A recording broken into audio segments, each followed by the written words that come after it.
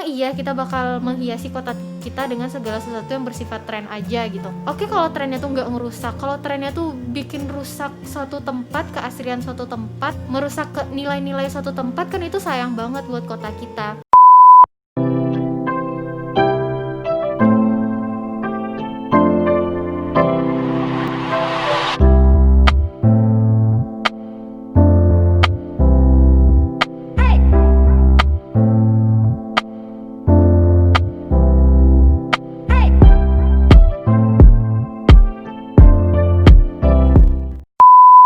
Oke, dari sekian banyak itu tadi tempat-tempat wisata, sekitar kurang lebih ada 14 tempat wisata yang aku sebutin tadi yang dinobatkan sebagai tempat-tempat wisata terbaik. Ada nggak sih tempat wisata terbaik itu yang dia dinobatkan sebagai tempat wisata terbaik karena mengusung konsep asing gitu atau luar? Ada nggak sih yang kayak gitu? Enggak kan ya?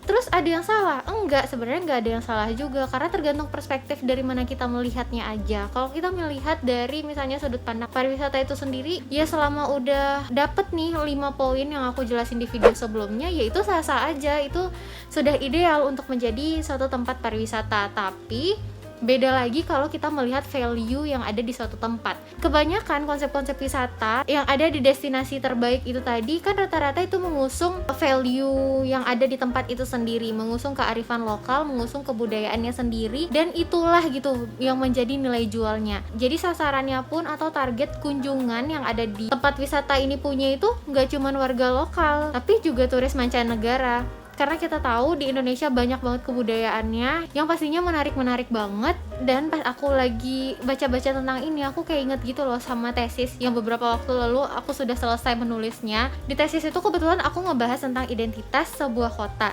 yang dilihat dari salah satu unsur yang ada di dalam kota tersebut, yaitu unsur perekonomiannya. Nah, di sini kan kita juga bisa melihat tuh, ternyata dengan adanya tempat-tempat wisata ini bisa menjadi identitas dari suatu kota maupun suatu tempat tersebut, atau bahkan negara kayak Bali gitu kan ya, dia bisa menjadi salah satu ikon gitu kan ya untuk Indonesia. Jadi kalau nggak tahu Indonesia, tanya aja Bali dengan keeksotisan alamnya, semua orang pasti tahu gitu di belahan dunia manapun.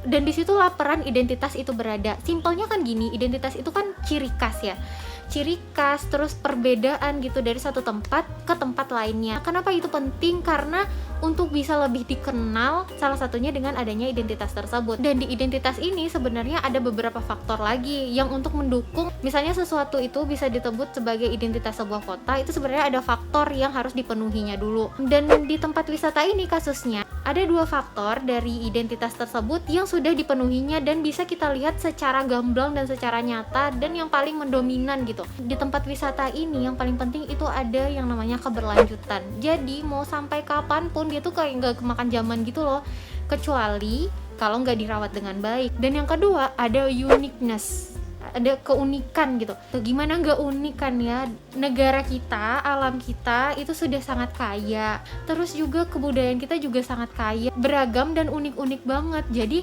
dengan memanfaatkan 2 hal ini aja pecah banget kan ya jadinya satu tempat wisata itu. Tapi dengan penelitian yang lebih lanjut, aku yakin sih beberapa unsur-unsur lainnya yang ada di identitas itu pastinya juga terwujud di tempat-tempat wisata ini. Jadi nggak cuma sekedar tren itu tadi. Sebenarnya nggak salah sih untuk mengikuti tren, karena dengan adanya tren itu tadi kita bisa lebih kreatif kan ya, lebih lebih mau mengeksplorasi lah gitu tentang hal-hal baru. Tapi tentunya juga dilengkapi dengan sikap-sikap yang bijaksana, biar kita menghiasi kota kita itu nggak cuma sekedar tren. Emang iya kita bakal menghiasi kota kita dengan segala sesuatu yang bersifat tren aja gitu. Oke, kalau trennya tuh nggak ngerusak, kalau trennya tuh bikin rusak suatu tempat, keasrian suatu tempat, merusak ke nilai-nilai suatu tempat, kan itu sayang banget buat kota kita. Karena kota ini nggak cuma tentang satu individu aja, tapi tentang masyarakat yang banyak, tentang lingkungan, dan banyak hal nih yang ada di suatu kota. Jadi semuanya itu menurut aku dipertimbangkan dengan baik dan juga bijaksana.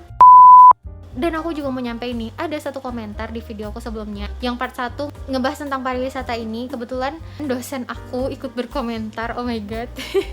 Itu kayak dapet kuliah gitu ya, baca komentar beliau. Isi komentarnya kayak gini, aku bakal bacain karena menurut aku sangat bisa membuat kita aware gitu sama hal-hal yang terjadi dalam kota kita. Karena kita hidup di suatu kota, suatu daerah, mau apapun itu, kita harus aware dong sama sekitar yang sedang terjadi. Jadi isi komentarnya kayak gini, aku bakal bacain. Jadi Pak Dial ya, sapaan biasanya, dosen aku kebetulan, dan juga dosen pembimbing aku di tugas akhir dulu pas S1 dan juga di tesis pas S2. Terus juga Bapak ini konsentrasinya di arsitektur kota. Jadi ini epic banget sih kalau kapan-kapan kita bakal ngobrol gitu ya tentang isu-isu perkotaan sama Pak Dial. Insya Allah aku bakal ajak buat bikin video, semoga bapaknya mau. Bacain semua gak ya? Oke, kayak gini. Ketika sebagian kita mulai lupa dengan isu akan identitas kota, dan video ini muncul sebagai momentum untuk kita kembali membicarakannya. Seperti yang dipaparkan di video, setuju. Dalam artian kita tidak dalam keadaan pencarian kebenaran ataupun sebaliknya. Namun hal ini sepertinya sudah menggejala dan menjelma, sadar maupun tidak, sebagai salah satu identitas baru dalam lingkungan kota kita sekarang. Mungkin pertanyaan ini tidak harus dijawab sekarang, tetapi melalui pembacaan sejarah arsitektur setidaknya kita bisa mengambil pembelajaran dari sana. Seperti bagaimana international style dipertentangkan sebagai salah satu momentum akan penolakan modernitas kala lalu. Dan lain sebagainya, dan lain sebagainya. Akhirnya, the show must go on. Ikut atau hanyut. Dalam banget kan ya. Aku memahami isi komentar Pak Dial kayak ini. Oh, sebelumnya terima kasih Pak Dial sudah berkomentar. Semoga kita sama-sama bisa aware, belajar, dan lebih bijaksana lagi pokoknya dalam menghiasi kota kita. Karena yang aku pahami adalah apapun yang terjadi dalam suatu kota, baik buruknya, itu karena kita, peran kita. Bahkan sekecil ngebuang sampah aja. Ketika kita memutuskan untuk membuang sampah sembarangan di dalam kota kita, dan beratus-ratus orang yang berpikir tentang itu, satu sampah bakal numpuk kan, jadi banyak. Jadi hal simple, hal kecil pun itu bakal berdampak sama sebuah kota. Apalagi ini dengan memberikan sentuhan yang akan mempengaruhi fisik kota. Mau itu fisik kota itu akan berubah, mau fisik kota itu akan dimodifikasi atau lain sebagainya, yaitu karena kita, pengaruh kita, dan akan lebih baiknya kita itu memikirkan gitu jangka panjang.